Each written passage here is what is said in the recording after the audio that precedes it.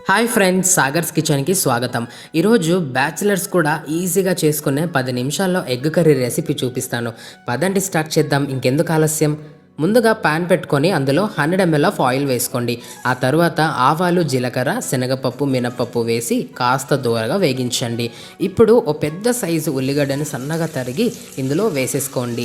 ఆ తర్వాత తగినంత కరివేపాకు కూడా వేసుకోండి. మీకు నచ్చితే ఇంకాస్త ఎక్కువ వేసుకోండి.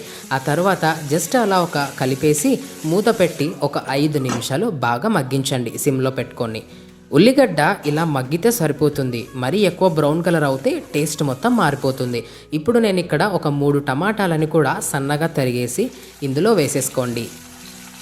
అలాగే పసుపు, తగినంత కారం, తగినంత ఉప్పు వేసుకొని, మసాలాలు తక్కువ తినేవాళ్ళు ధనియాల పొడి ఒక్కటి వేసుకుంటే సరిపోతుంది. ఆ తర్వాత మసాలాలన్నీ బాగా కలిసేంత వరకు బాగా కలుపుకొని ఆ తర్వాత మూత పెట్టి ఒక 5 నిమిషాలు సిమ్లో పెట్టి మగ్గించండి, ఆయిల్ పైకి తేలేంత వరకు. ఇలా ఆయిల్ పైకి తేలుతున్నప్పుడు నేనైతే ఇక్కడ 3 గుడ్లని తీసుకున్నాను. వీటికి ఏ క్వాంటిటీ అవసరం లేదు, మీకు ఎంత కర్రీ కావాలో అంత వేసుకోవచ్చు.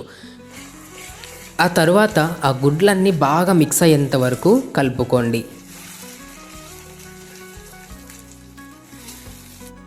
ఇప్పుడు కొంచెమంతా కొత్తిమీర కూడా వేసి మూత పెట్టి ఒక్క 2 మినిట్స్ సిమ్లో పెట్టి మగ్గించండి.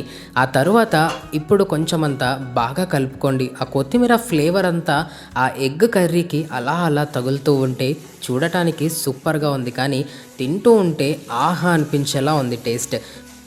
ఇవాల్చి మన ఎగ్ కర్రీ రెసిపీ మీకు నచ్చిందని ఆశిస్తున్నాను. ఒకసారి ఇంట్లో ట్రై చేసి ఎలా వచ్చిందో కామెంట్లో తప్పకుండా తెలియజేయవలసిందిగా కోరుకుంటూ, వీడియో నచ్చితే ఒక లైక్ కొట్టి మీ ఫ్రెండ్స్తో షేర్ చేయవలసిందిగా మనవి చేసుకుంటూ, ఇలాంటి సింపుల్ అండ్ టేస్ట్ రెసిపీస్ కోసం సాగర్స్ కిచెన్ని సబ్స్క్రైబ్ చేసి బెల్ ఐకాన్ కూడా గట్టి కొట్టి మళ్ళీ మరో సూపర్ రెసిపీతో కలుద్దాం. అంతవరకు బాయ్ బాయ్.